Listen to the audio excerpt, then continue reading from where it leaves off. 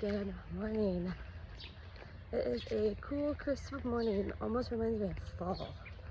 But anyways, I am literally double layered up because it's freezing out here. I know other people might beg to differ. I think it's cold. Anyways, today let's talk about Peter. I have been noted by Michael. He's like, you have the personality of Peter. He goes, you're brash, you're harsh, you just call it as it is. He goes, and then sometimes you have to take yourself back and find your tactfulness in all of this. And that's like very true of me. I'm very much all in or I'm all out, one of the two. I really don't have much in between. But one thing about Peter that I absolutely love, he was one of the only disciples that decided to get out on the boat and walk on water with Jesus. They see Jesus walking on the water and they're like, oh my gosh, there's a ghost. And Jesus like, no, it's just me. Be calm, be still, like chill out. And Peter goes, if you allow me to, let me walk on the water with you. And he does, and he steps out and he is walking on water. But then he starts noticing all the commotion around him. And that commotion is the winds and the rain, and he's feeling it. And he's walking on water because his eyes are fixated on Christ. But then he starts to look to the sides, and then he starts sinking. And Jesus reaches out his hand and pulls him back up. What I want you to understand in this one is that we are called, we have a mission, we are needed to do our calling. But to do our calling, we have to keep our eyes fixated on Christ. All the noise that keeps happening of people saying this is not right, or people telling you, well, I think you need to pray more about this, or hey, I think you need to do this more. And we start listening to all the other noise. We get discouraged and we're hurt. And we're like, God, is this really real? Like, these people would not be saying this to me. And he is like, your eyes have lost the touch where they're supposed to be.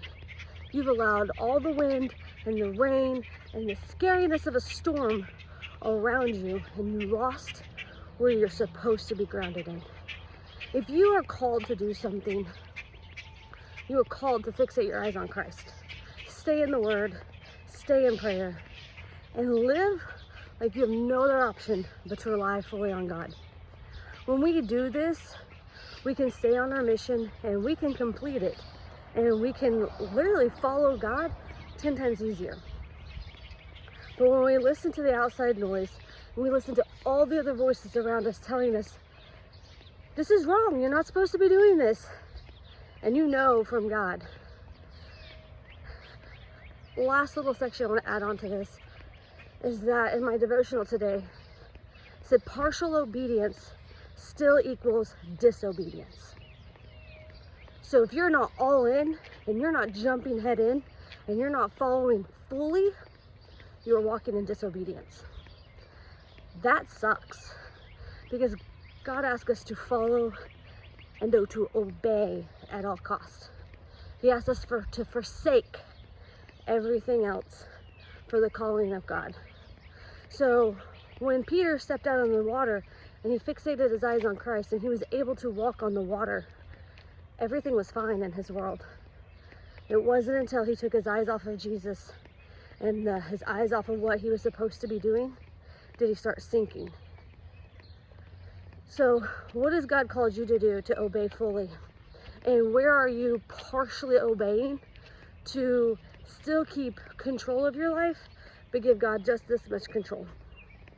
That's not what God wants. God doesn't want you to have partial control of your life. He wants you to fully surrender your life to Him. And once it's fully surrendered, then and only then can He fully do His full work in you. So fix your eyes on Jesus. Don't listen to the background noise. And I'm just gonna tell you, this story has popped up about 6 times in the last 7 days. So this is what I'm learning from it, and stop listening to all the extras and background noise. And if you know what God's calling you to do, just do it. If you need someone to pray for you, you need someone to cheer you on, message me. Find me in public. Tell me, hey, that's awesome. I need prayer for this. I will gladly do it. You guys having a wonderful day. Hopefully it warms up because I'm not in the mood for cold. Have a great day. See you later.